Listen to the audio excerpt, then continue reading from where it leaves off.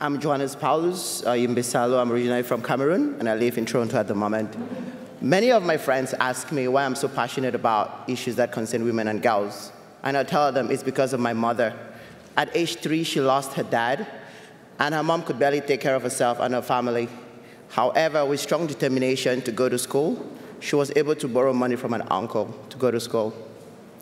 After having 4 kids of her own, all boys, her husband, my father, died. It was then that life became very challenging for her. Her in-laws came and took everything they owned, and we all had to start all over again. As I grew into my teenage years, I started asking myself, why was society so cruel towards widows? It became clear to me that most of the men who practiced violence against women were not just insecure, but they were also uneducated. And most of the women who were victims were uneducated as well, and they thought violence was a normal thing and a way of expressing love towards them. In 2014, as a Global Youth Ambassador for Awards at school, I had the opportunity to attend the launch of the HeForShe in New York.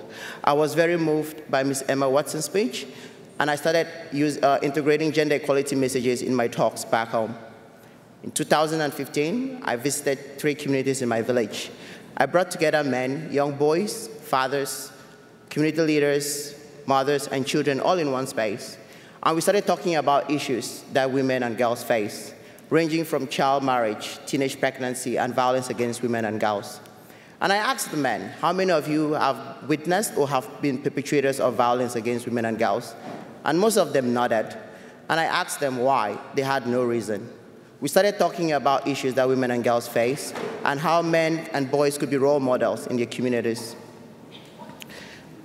The good thing from this was the fact that the men made public promises in front of their wives and in front of their children to be role models in their communities. To the women, they had regained a sense of identity and dignity. To the children, they were more empowered to speak up whenever they saw violence at home. In 2016, I started an initiative through my organization called Every Garden, Every School Initiative, which brings together boys and girls at very early ages to teach them how to grow food in a healthy and sustainable way. Farming in sub-Saharan Africa is exclusively practiced by women.